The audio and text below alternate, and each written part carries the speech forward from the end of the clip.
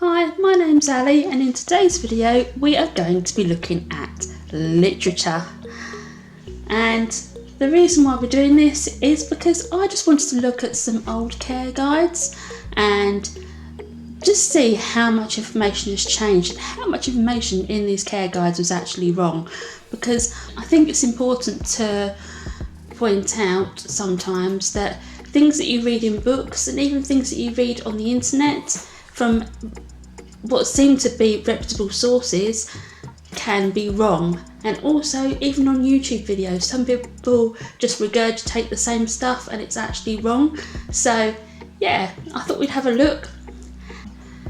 So when I got my first ever chinchilla, I was actually quite young. I was only like 16 years old, and internet was in its infancy then. We didn't have YouTube. Internet wasn't really a massive thing that it is now. We had dial-up internet, and yeah, there wasn't a lot of information out there about chinchillas at all.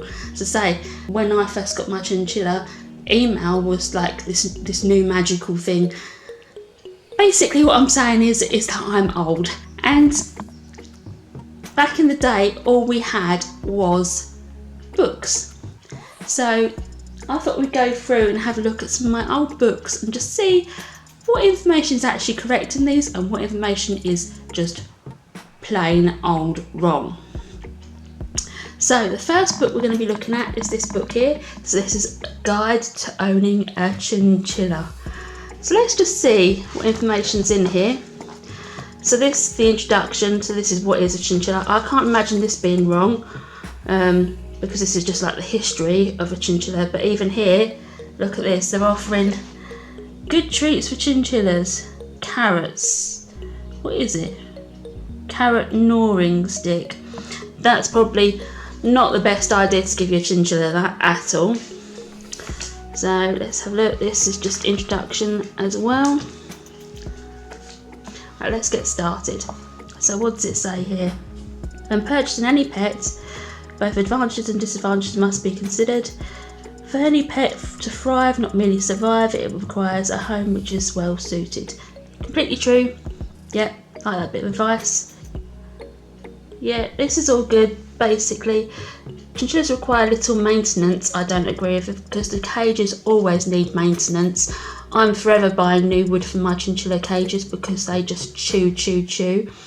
And minimum expense. The initial outgoing is for the actual animal and the cage, and the food and the dust aren't that expensive, but you've always got to consider vet bills in here because chinchillas can get ill like any animal. So it's important to remember that chinchillas can end up costing you a lot of money if you get one that's not particularly well. They mean crepuscular here rather than nocturnal.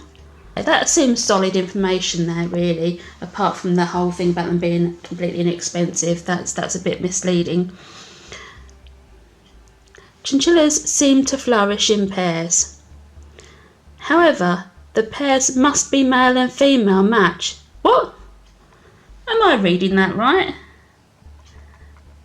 Chinchillas seem to flourish better in pairs. However, the pairs must be male and female. Housing two like animals will result in savage fighting. That is complete and utter codswallop. That's a very British term, isn't it? That's complete and utter rubbish. Same-sex female chinchillas get along great a lot of the time, and I have so many female-only pairs, it's ridiculous. And also, male pairs can get along quite well as well. No, you can have males together, you can have females together. So what else does it say here? If you don't want chinchilla progeny, then it is best to just keep one. Oh dear. So let's continue. Right, that's what it says here. Usually dogs and cats take well to chinchillas. I would say don't have your dogs and cats interact with your chinchillas, because cats, I love cats. We used to own a cat. We had a family cat, but I would never ever let him out with my chinchilla because cats are so unpredictable. You cannot predict what they're going to do. And dogs, even though dogs can be a little bit more predictable sometimes, they still do have that predatory instinct. So you never know what's going to happen. So I would say, to be on the safe side, I wouldn't have them out together at all. You know, everybody knows their own animals though, and they can assess the risk themselves. So I'm not going to sit here and say you must never ever do this, because I'm not one of those people that does that. But I would say it's probably wise to not do that. Let's get to caging. It says it again here, look. Each adult chinchilla requires its own cage. Like-sexed, same-sexed adults refuse to live peacefully together. Oh lordy. Oh, I'm glad it says choose the largest cage you can afford. Recommended breeders recommend 24 inches, 24 inches, 22 inches. I don't know what that is in centimetres. I'll put it on screen, but I'm sure it's not that big.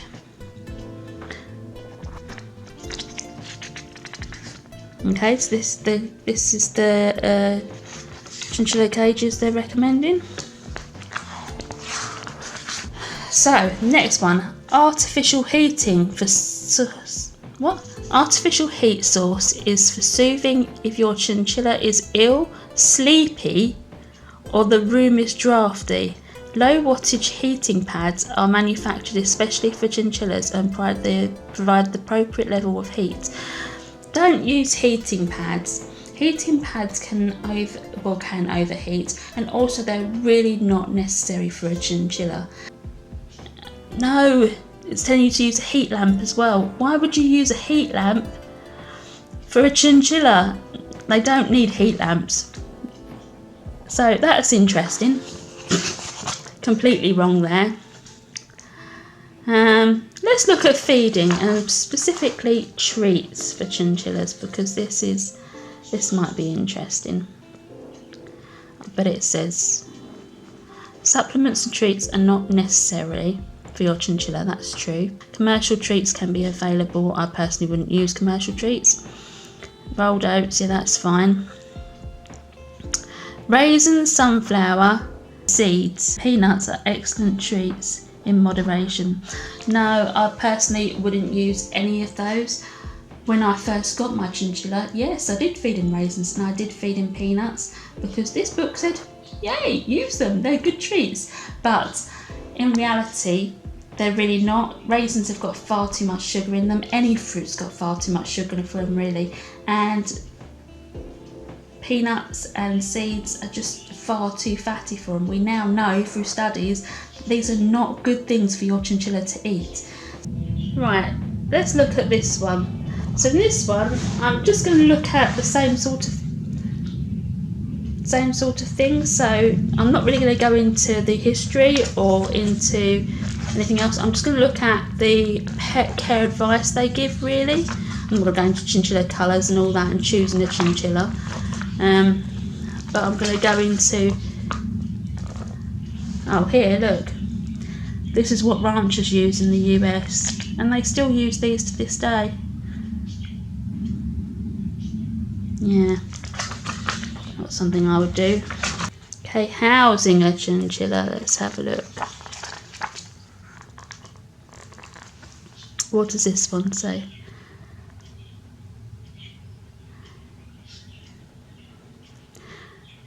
Okay, they're saying that in the wild they live in burrows and crevices, that's true.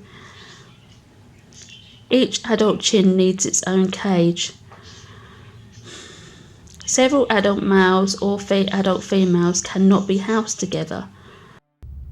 No! God, please, no! No! No! No! This is just rubbish.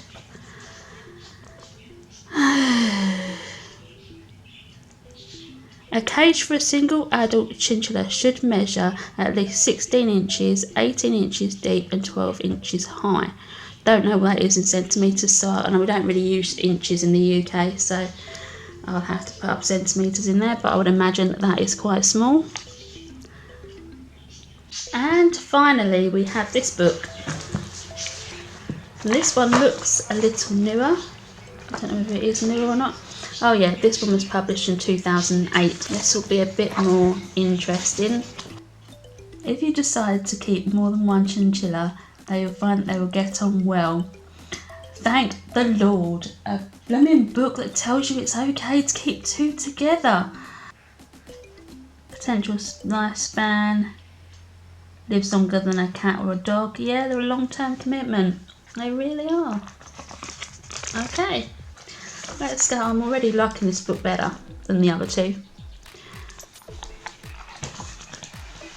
Housing. Always choose the largest cage you can accommodate. Yes, I agree with that. Has plenty of room to move around. He needs to be able to climb in his quarters, so the height is important.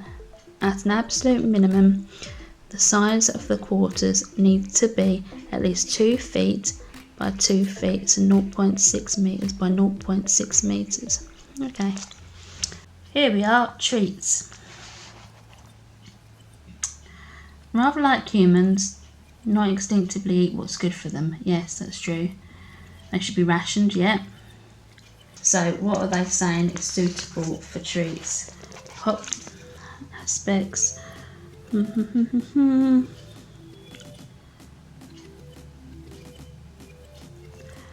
Most popular treat to find in the grocery store is raisins. Rodents love dried fruit. This is true, but raisins shouldn't really be given unless in an emergency, or if your chinchilla is unwell or has a fit or needs sugar, then yes, you can feed them a raisin, but normally you wouldn't feed them a raisins because they are far too sugary. We now know they're far too sugary. Although I think it does say in this book that they are high in sugar, so at least they're actually admitting that they're high in sugar, which is good. Black sunflower seeds are popular. They're saying you should only provide them occasionally, as seeds, as overweightness can cause overweightness, and that can shorten their lifespan. So at least they're saying yes, you can feed. Well, they're saying they can feed them, but at least they're pointing out they are terrible things to feed them. At least it's pointing out the fact they are unhealthy, which is a good thing.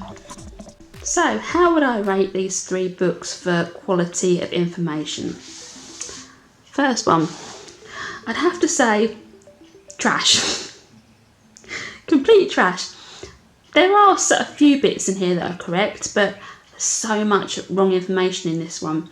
However, I should say get in the bin, but I'm not going to bin it because it's nostalgia. It's what I used for my first ever chinchilla, and although I would never follow the advice in here now, it's still nostalgia and I won't be getting rid of it. But yeah, trash. This one, slightly better, but still so much wrong information in it. I can't believe that both books say that you can't have you can't have same-sex chinchillas together. That's just blown my mind, that has. So yeah, a bit better, still not great, still kind of trash. This one, yes, a lot more better, a lot more up-to-date information on there. However, there's still some stuff wrong in here, like for example the treat stuff, still not quite right. You shouldn't really be giving your chinchillas sugary stuff as a treat. It's just not, it's not necessary. So yeah, these 3 books, and I would say, yeah, this is what we had to go on back in the day. So all I can say is thank goodness for the internet, thank goodness for more information being out there.